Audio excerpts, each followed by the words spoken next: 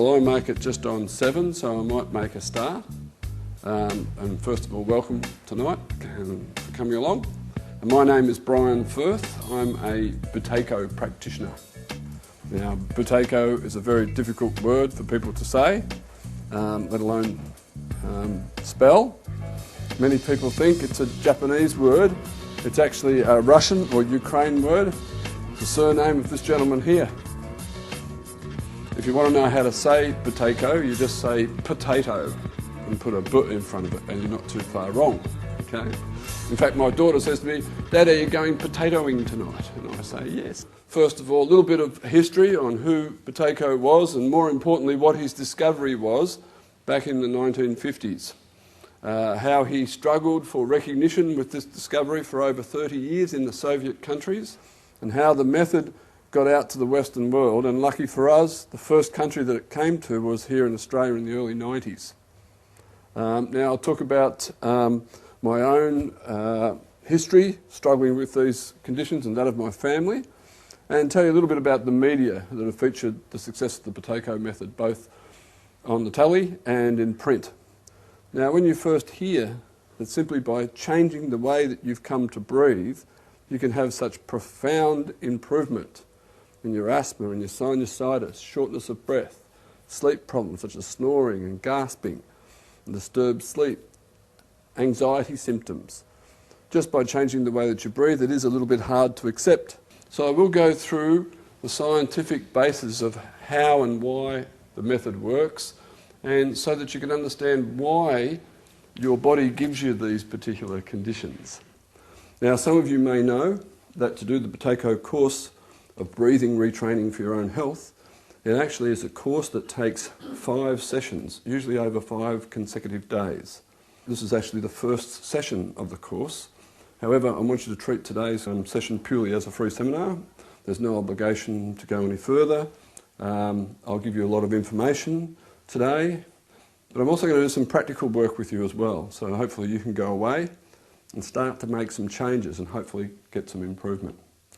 And in particular, I'm going to give you 3 strategies that you can try tonight to help improve your sleep. So Buteyko was this Russian doctor. He made this discovery when he was doing his 3rd year of his medical studies. He was given a not very pleasant assignment. The assignment was to observe people dying. Not very pleasant at all. And he sat by these poor souls' beds for months and months and months, recording, observing. What he discovered was that just before the onset of death, people's breathing rate deeply increased. And this is not what he expected. He expected the poor souls to just, their breathing just trail away and then just stop. And he started to investigate this deep breathing, wondering whether it had anything to do with diseases, because after all, people die from diseases. And what he found was that people were able to reduce the depth of their breathing. Some very positive things started to happen. They were able to control symptoms such as breathlessness and wheezing. They were able to clear and breathe through their nose. They were able to sleep soundly at night without snoring and gasping. And over 120 different conditions, he believed, including in some cases hypertension, high blood pressure. Now just to explain what his discovery was, if you're feeling sick, you're feeling crook, and you're bad enough to go along to see a doctor, you know that a doctor will ask you lots of questions and probably measure a whole lot of different things. He might measure your temperature, your pulse, your blood pressure, all kinds of different things. And if you're out even a little bit with some of these things, it can make a big difference to your health and how you feel. And the doctor might suggest some medications, lifestyle change, whatever, to correct. Well, there is a normal way to breathe as well. And the way that they measure breathing is with something called the minute volume, which is the volume of air that a person breathes every minute. Now, just like the textbook tell us that these are the normal ranges for these simple body measures, a healthy adult should be breathing around 4 to 5 litres per minute, sitting at rest, such as you are. But what Buteyko discovered, and what's been backed up in these clinical trials in Australia, New Zealand, and the 600-person clinical trial in the UK, is that all of us with these respiratory conditions actually breathe at a rate around 3 times what is normal, around 14 litres per minute. And it's this over-breathing. The technical term is hyperventilation that Buteyko discovered was the actual root cause of why people get asthma, the root cause of why people get hay fever, nasal conditions, the root cause of sleep problems such as snoring and apnea. And what we seek to do in the Buteyko course is to apply the method that he also discovered to correct the way we've come to breathe over all these years. It's made up of a series of education, subtle lifestyle change and breathing exercises that corrects this way we've come to breathe, resulting in an improvement in symptoms, usually in days, less need for medications, an increase in your ability to do physical exercise, and less dependence on drugs and machines. Now currently, Western medicine, our good doctors, don't recognise this over-breathing unless it becomes extreme and the symptoms have really kicked in.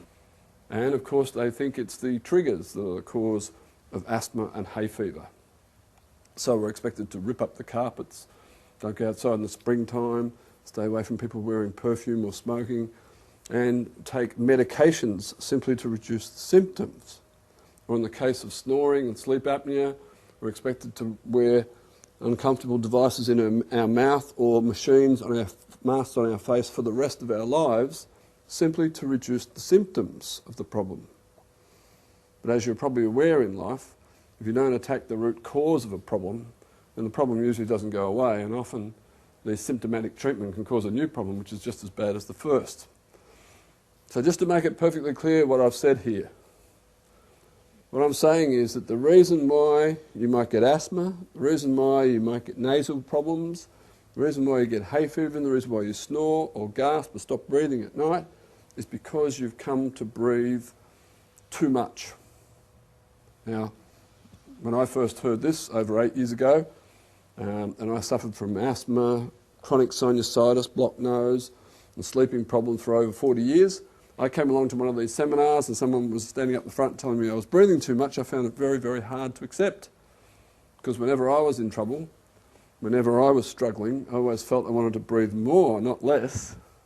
But the way I describe it now to people was, if you think as to when was the last time that you perhaps suffered with a bit of shortness of breath or wheezing, or you observed somebody who was struggling with an asthma attack, or you woke up gasping at night, or you observed someone snoring, because of course we don't ourselves, do we? Observe somebody snoring at night.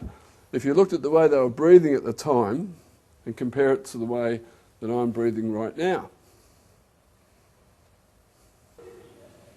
See, we usually don't have too much trouble. We're able to breathe calmly and gently through our nose. Often it's a lot of heavy chest movement and certainly often breathing through the mouth. So just to go back to Buteyko's discovery again, and fill you in on a little bit of history. What happened back in the late 50s and 60s was Buteyko looked around and found he was really right out of step. Everybody at the time was experimenting with increasing breathing, deep breathing. And you still hear it today. You'll hear people tell you to take a deep breath. But when he had overwhelming evidence, he put together all his evidence and presented it to his peers and superiors, expected to be widely applauded and nominated for a Nobel Prize. But this isn't what happened. His colleagues were stunned by his claims. How could you treat diseases with anything other than drugs and surgery, they said. And it was actually another 30 years of struggle before he was actually fully recognised in the Soviet countries. And the reason is, a bit of a long story, but the main reason is that life was pretty difficult in the Soviet countries through those years.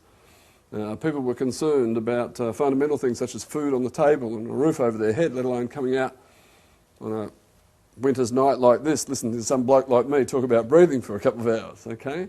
But it was finally fully endorsed in 1985. There's a chronology over here in your newsletters.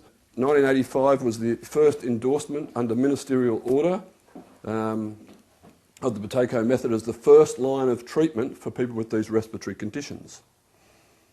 So towards the end of the 80s, in 1990 actually, a couple of Buteyko's colleagues decided they wanted to get the method out to the Western world. And the first country they chose to come to was Australia. And the reason why they chose Australia was Well, several reasons. First of all, Australia seemed like a nice, good, free, open, democratic sort of country. Good place to bring medical innovation, which you may or may not agree with, but compared to Soviet Russia, I'm sure that's the case.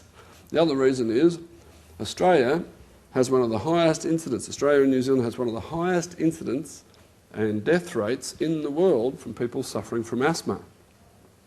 And Australia actually leads the world in the treatment of these sleep disorders.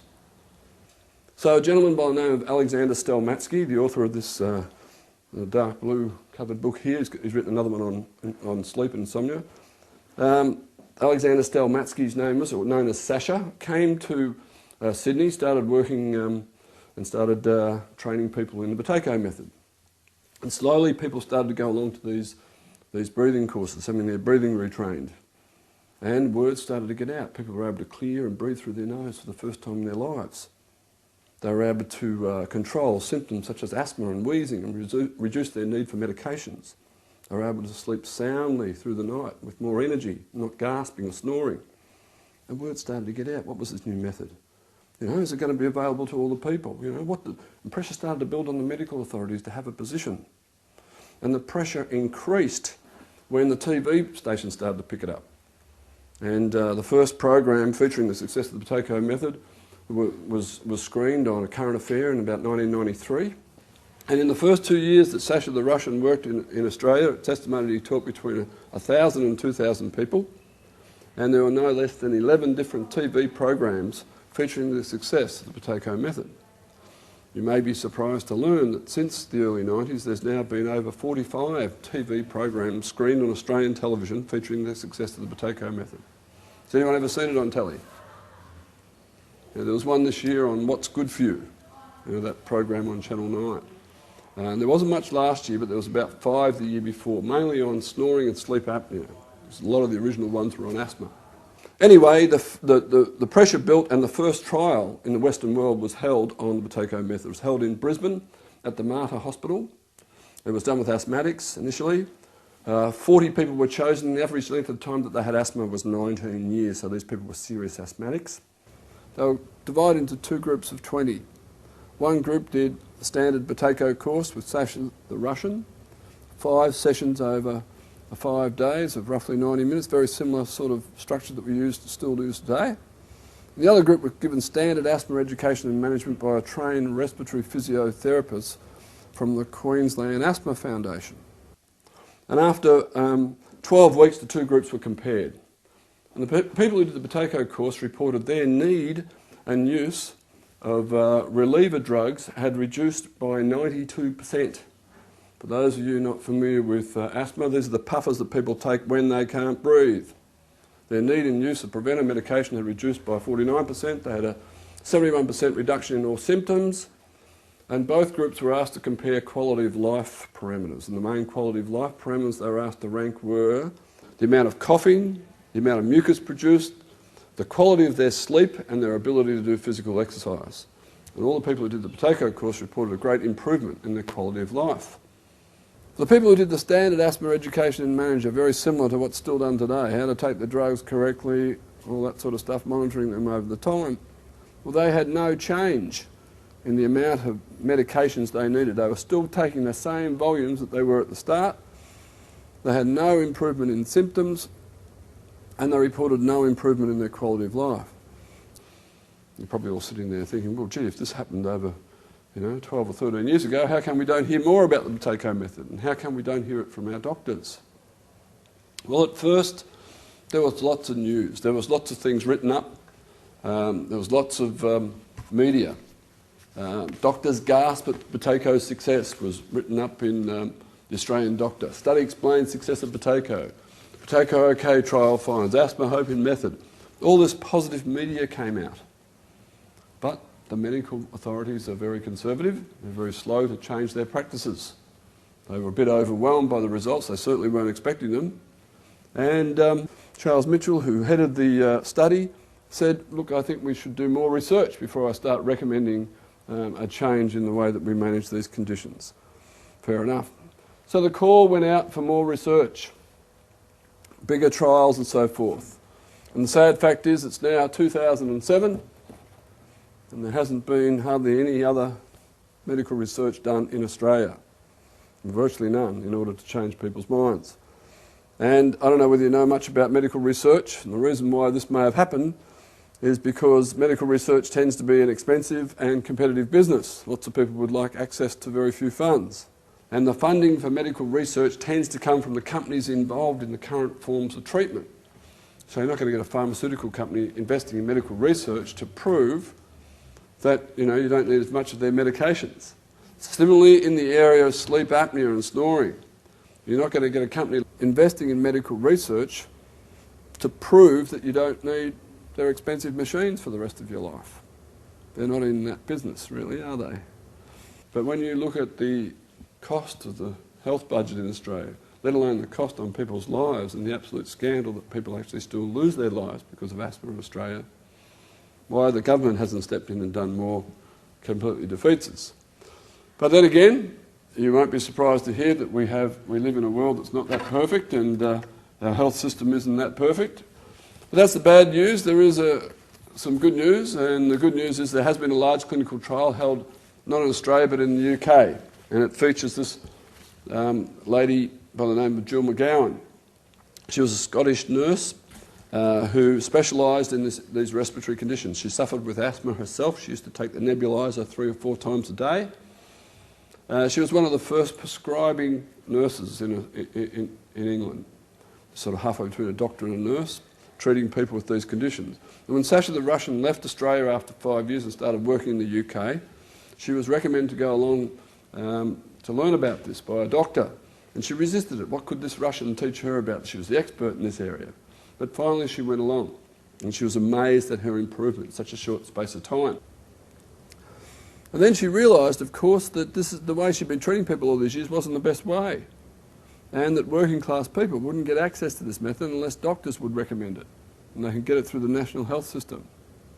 So she put together the protocols for a large clinical trial. She worked in universities, and she applied for funding, 600-person clinical trial. She applied for funding 1 year, 2 years, 3 years. And every year she got knocked back. And the reason why she got knocked back is because the funding comes from the same places. And when they figure out what the funding's for, the research is for, they think, oh, we'd rather invest in something else perhaps. But she's a very determined lady. She did an extraordinary thing. She sold her own family home to raise the capital to invest in the medical research herself. She raised about £50,000, which was a reasonable amount of money, but 600-person clinical trial wasn't a cheap business. And this gentleman here, Paul O'Connell, went over and worked on a voluntary basis. He's one of my colleagues in Melbourne. Worked on a voluntary basis training practitioners, as did Russell Stark from the UK, the author of that other light blue book there. Training practitioners so the 600-person clinical trial could go ahead. Now, initially, the 600 people were divided into 3 groups of 200. Because you're going to need to have control groups and all this kind of thing. But eventually the whole 600 people were given access to the Buteyko method. And the results were even better than in Australia. 98% reduction across the board of all need for reliever drugs, 98%. 92% reduction in preventer medications. Now the reason why it was better than in Brisbane is because this study was done over 2 years. More time for the inflammation in people's lungs to recover, or more importantly, for their immune system to get stronger and stronger. As a result, a number of good things happened, not all the ones that we hoped for, I suppose, but some of the good things that happened was that Jill was nominated and won an award. She was nominated for the Pride of Britain Carer of the Year Award, and another award called the Great Scott Award, which she subsequently won. And here she was receiving her award at a large ceremony, a bit like our Australia Day honours type thing. And lots of other things have happened since, but this is just a little indication, otherwise we'll be here all night, a little indication of some of the struggle for recognition that we've had. Just a little mention about Paul O'Connell before I go on. He's one of the first people to be trained by Sasha the Russian in Australia back in the mid-90s. He suffered from asthma and sleep problems for over 30 years. And in his late mid-30s, he happened to be in Adelaide on holiday and happened to be in a motel, as you do, you just turn on the telly, and here was one of these current affair programs. So he wrote down the name, and when Sasha the Russian came down to Melbourne where he lived, he did the course with a large group of people. And he was amazed at his transformation in such a short space of time after suffering all these years. And he followed up the other people in the course as well. And then he went back 2 years and followed up other people, and also found that all had sustained improvement. So Paul and a group of others decided, rather than try and change the world, which we can't, he and a group of others formed the BIBH, the Buteyko Institute of Breathing and Health, which is the professional body that controls us, the practitioners. And they self-funded a number of other clinical trials with the same terrific results. But of course what we need is not only a few clinical trials, we need truckloads of money to publish this to every doctor's clinic, to every, to every hospital, to every clinic, to every school, to every community centre, so that people learn more about it. And what you'll find if you speak to your doctors, the doctors will say, oh yeah, I've heard about it. If you happen to have a sleep doctor, they'll say, oh, I heard about it, I think it works well for asthma. If you happen to have an asthma doctor, say, oh, I heard about it, I think it works well for sleep, you know. So it's going to take a while. Let me tell you a little bit about my own experience, how I got involved. I suffered, as I said, as a child with asthma. Asthma wasn't that bad, it was mainly this chronic sinusitis I had. Now, as a kid, I'm at an age before these Ventolin puffers were out. So I used to take a pill to help my asthma. Didn't know what it was, a little pink tablet. I used to take it, it used to make my heart race. Okay? It was very important for understanding where we're going here. But it used to help my asthma. Now, cats and dust was always a bit of a problem for me. And I used to get a lot of no, I didn't get a lot of colds, but what I did get a lot of was just about every second cold I got, I couldn't shake off. It would develop into a more serious condition called a chest infection or bronchitis. This is where you try and shake off a cold and you end up, you're just all shivery and weak. You go to the doctor asks you some nasty things about what you're coughing up and says, well, look, you know, you need antibiotics and take time off work and study. It used to happen to me like clockwork just about every 18 months, despite being relatively, what I thought, relatively fit. So anyway, it all started to change for me when I was 16. I was going through my last 2 years of school, at boarding school. I was at Assumption College, Kilmore, up the road. Now, have any of you got any relatives in Kilmore? Good, it's a cold, miserable place. You know. Especially in the 1960s, it was a cold, miserable place. Now, they used to make us play sport every night out on the fields, rain, hail or shine. And one night I was out there playing hockey, chasing that hockey ball, and I was sickening for bronchitis. So I wasn't too swift. And I was looking for that hard white ball, and I looked up and finally I found it. Bang! It hit me right between the eyes, smashed my nose, responsible for that proud lump just there. And I was whisked off to the Kilmore Hospital where they gave me painful penicillin injections, you know where, for the bronchitis. And the surgeon set the nose. Now the surgeon that set the nose, he said, look, you've got all this congestion, all this blood. Did you know that you can have a nose operation? Clean out your nasal passages so that you can breathe. So next year in Preston at Panch Hospital, I had a nose operation, age of 17. I don't know whether you're familiar with this, it's a very invasive operation. Anyone here ever had a nose operation? Sister had.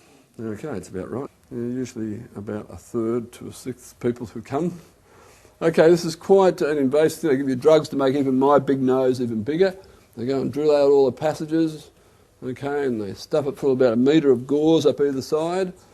And then, you know, when it heals, they give you morphine and they take it all out. Incidentally, your mother, I was 16, your mother comes to visit you and takes one look at you and starts crying. Thank you very much, Mum. Anyway, they give you morphine and they take it all out, all heals up, and you're supposed to be able to breathe, which I could for 5 days. And then ka-chunk, it all came back again. So I went to uni, became a high school teacher, and I worked at Flemington High School, right next to the racecourse, for 10 years, 1975, 1985.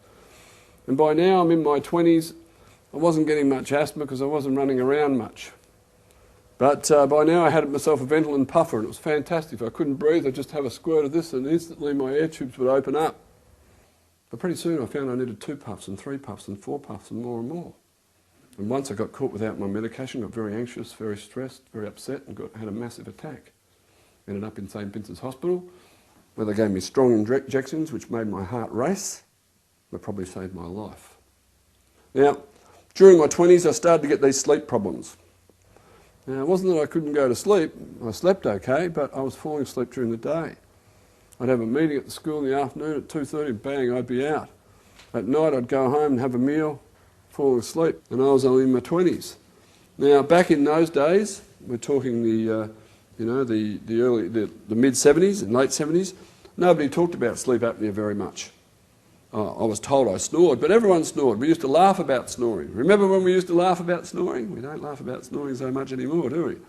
So everyone put down my condition, my problem, to anxiety and stress. Believe it or not, it was quite stressful working at Flemington High in those days. We had the first lot of, remember what we used to call the boat people coming from Southeast Asia, and we had quite a melting pot down there, and I had a lot of responsibility. Look, many of my students, I love them very much. One of them's my accountant today. So it was quite stressful. After 10 years, I left teaching and got a job in IT. I put on a suit and went into town. By now, I had a young family growing up, and I was renovating my house in Essendon, and we noticed that my son, Thomas, each year he would sneeze more and more, uncontrollably. He'd come outside, I was planting my native plants, as we always used to do then, and he would just have a look at a plant and he'd start sneezing. We'd give him drugs for it, pills, but you don't like your kids taking tablets. But what can you do? Worse still, his younger sister, Amy, had seemingly inherited my asthma. And unlike Thomas, she liked to play sport. And every time she ran around, of course, she got an asthma attack. And it was very upsetting. She had all the drugs, she had the Ventolins and the Becloforts and all those sorts of things. You don't like your kids taking drugs, but what can you do? I used to get phone calls constantly from the school. Amy's had another asthma attack, come and get her. And I'd come up to the school, she'd be upset, she couldn't join in, they'd be nuking her with drugs, and her heart would be racing, and it was very, very frustrating. And it used to really annoy me. I know that doesn't sound rational, but I felt very frustrated. Here was my kid having this thing, and there was nothing I could do but give him more drugs. And it used to really get to me. It was bad enough being sick myself, but when my kid was sick like this, it really used to eat at me. So I was determined to find out all I could about it. So the next thing I tried was the allergy immunity skin test. I don't know whether you're familiar with this one. This is where you go along to a so-called allergy specialist who pricks your skin with a whole lot of different chemicals. A bit of cat, bit of dog, bit of plant, bit of pollen, a bit of food, all these different things. And if the little prick goes red, they say, aha, you must be allergic to that particular chemical, whereby they come up with the idea of giving you a course of injections in this poison. The idea being your immune system will get used to it and you won't react. It's actually a very dangerous practice if you think about it. Here's something your body doesn't like and they give you heaps of it. It's not done in most countries around the world. It was cut out for a long time in Australia, but it's come back again. We get everything here in Australia. Okay? So I put my 11-year-old and myself through this course of injections over weeks and months, and we had no improvement whatsoever. So I went back to the specialist, what's the story? They said, sometimes it doesn't work. So, great. So what do I do now? He prescribed yet another brand name of one of these inhaled corticosteroids. So by now, I'm going up the corporate ladder. They're letting me loose in front of customers. I'm talking to customers on the phone. And I like that, I always do it with me. Okay. I'm presenting to large corporates, $500,000, $250,000 worth of software. And I've got this blocked, snotty nose the whole time. It wasn't good. I'd take the Claritines, but I'd get a bit of temporary relief, but when it wore off, it'd come back, I'd have a rebound, it'd come back with a vengeance. So it was really starting to get me down, so I decided to go back to the doctor. The doctor referred me to the specialist. The specialist looked up my nose and said, what you need is a nose operation. Clean out your nasal passages so that you can breathe. I told him, look, I had one of them, I wasn't too... Oh, he was adamant. He said, you've got a deviated septum, I do them all the time, I'll book you in for next Thursday. So I went home and had a big think. This guy's a specialist. He's the expert here. I've got to take these people's advice. And maybe, surely medical science had advanced in 20 years. So I went back and had another nose operation in my late 30s. And I'm here to tell you that medical science had advanced. Instead of a metre of gauze up either side, I had these fancy plugs that they put up now. But I had the same results. A week to 10 days and ka-chunk, it all came back again. So by now I'm getting into my early 40s, I'm starting to be a bit concerned about my you know, my fitness, my health and my weight. I thought, gee, I better start exercising a bit more. So I joined the gym. Started playing tennis again. Someone got me into bike riding, long distance bike riding. I was doing this big bike ride around the bay in a day every year. And gradually my condition got much, much worse. Much worse. I was really struggling. At night I would wake up 4 times, gasping for air. I'd nuke myself with about 4 puffs of Ventolin, and I'd get myself right, I'd go back to bed, 2 hours later, bang, I'd need it again. Now, of course, we didn't think it had anything to do with exercise, because exercise is supposed to be good for you, isn't it? Well, it turns out it's not that great for you if you don't do it correctly. And the other thing is, well, what we thought was, I was living in a suburban house in Melbourne with ducted heating, blowing the dust around all through the winter. And in my house I had 2 cats and a hairy German Shepherd dog, which my family adored. So everyone figured it was the allergens that was my problem. So it was clear, either the cats and dogs went or, well, they weren't going anywhere, I'm afraid. So I was shelling out money for someone to come and clean out the ducts every other month, someone else to shampoo what was left of the carpets, expensive coverings on the beddings and the pillows, and I was getting worse. So I went back to the doctor, as you do. And the doctor said to me, Brian, it's time for your medication to go south. Stronger. What could I do? I was in trouble. So he prescribed for me this little pill called prednisolone. Some of you may have heard of it. It's a little white tablet. It's called an oral corticosteroid. Oral because you take it as a tablet, as distinct from inhaled. It's actually a very good drug for people with respiratory conditions. However, it has very severe side effects. The main one's been a great increase in appetite and subsequent weight gain, easily bruising of the skin, slow to fix and repair any cuts and abrasions, hair loss, stomach ulcers, osteoporosis. Not very pleasant side effects, of which he didn't tell me about at all, but what he did tell me was that this drug was very strong, and I couldn't just take it for a week or so, and if I got better, stop taking it. Because in that short period of time, it would replace my body's own ability to produce the hormone cortisone, a vital defence. And if I stopped taking it, I would have none. And if I had an attack, it would be severe. And I got a little bit, I don't know whether I want to go down this path. I thought, gee, this is pretty serious, you know. Do I want to take... I'd always been very conservative with medications. So anyway, I got the prescription made up. I was quite naive too. This was about 8 years ago. I now know there are many medications you have to wean yourself off, okay? But at the time I just thought, whoa. So I got the prescription made up and I left it on the sideboard. I didn't take it. And I suffered for a couple more days, a couple more nights. And I was just about to give up and I opened up the paper and here was an ad for one of these Buteyko seminars. So I rang him up. I said, what's the story? He said, oh yeah, just got to change the way you've come to breathe. And I said, oh yeah, sure.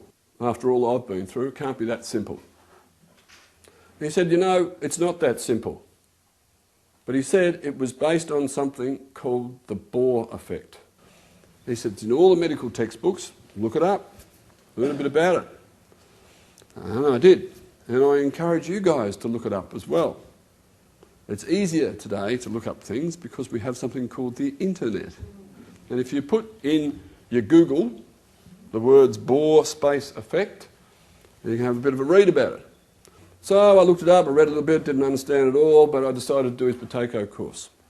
And after the second day, I was able to clear and breathe through my nose for the first time in my life, and keep it clear. And on the Wednesday, I went to bed, instead of waking up 4 times needing medication, I only woke up once needing medication.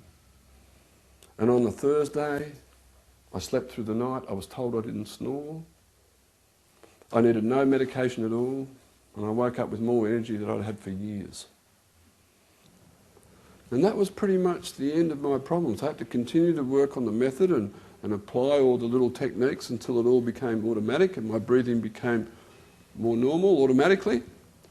But eventually I was able to go back to my doctor and come off all my preventer as well. And that was 8 years ago. And looking back in those 8 years, I haven't had any asthma at all, I don't have any medication, I haven't taken any medication. I go to bed way too late. I drink far too much red wine. Never wake up tired or with a headache or any of those conditions. And of course I put my 2 kids through the course as well.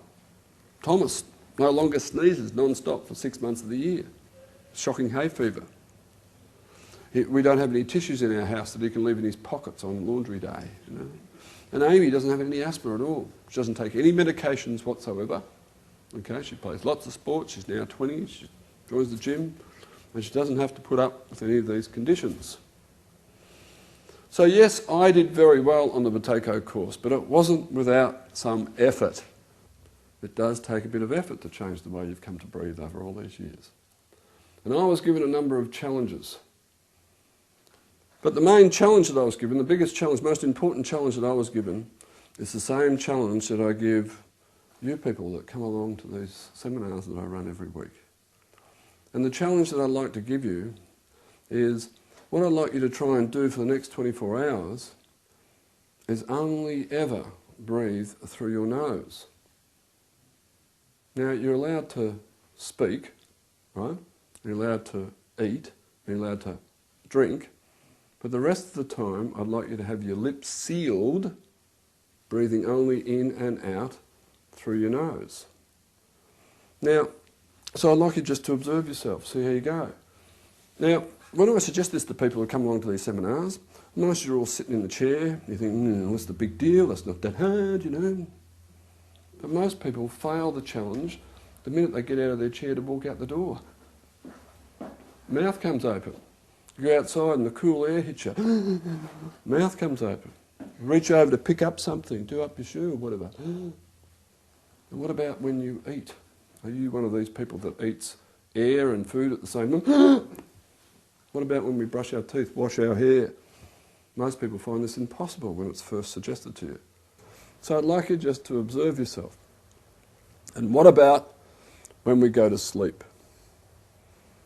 If you ever, during the night, wake up with a dry mouth, if you make frequent trips to the toilet at night, if you have any coughing, wheezing, congestion at night or in the morning, if you shake or shudder in your sleep, if you snore, if you gasp or stop breathing with any apnea at night, if you ever get restless leg syndrome, if you get leg cramps, often in the early hours of the morning.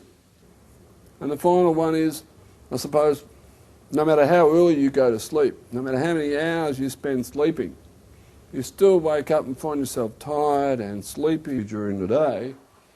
All of these things indicate incorrect breathing. And you would get fantastic improvement in a very short space of time by addressing the real cause with the Buteyko method. So yes, I did very well.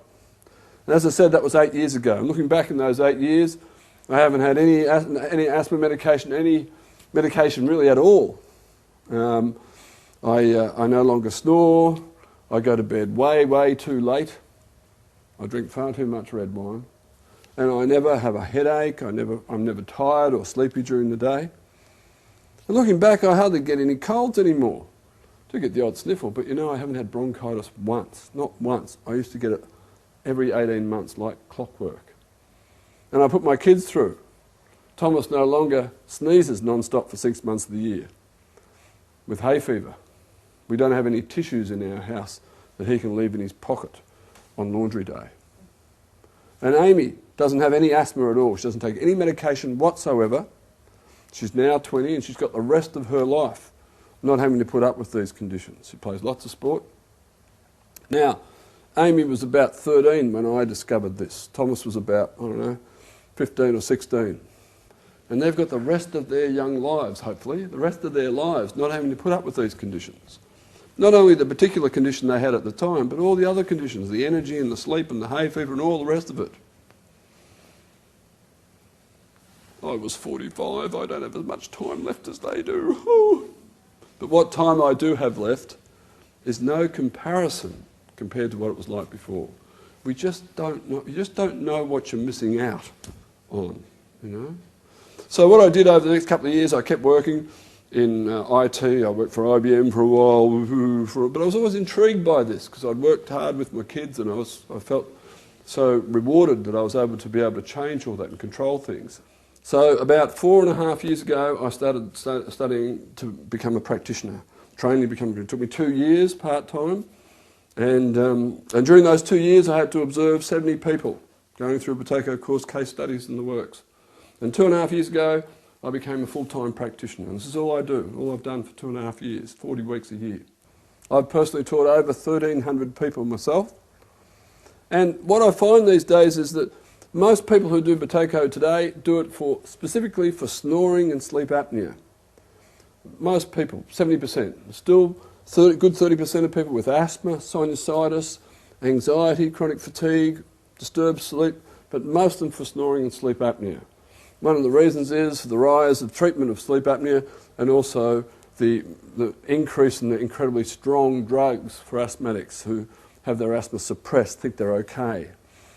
And the amazing thing about seeing all these people is when people learn to breathe normally, everybody gets better.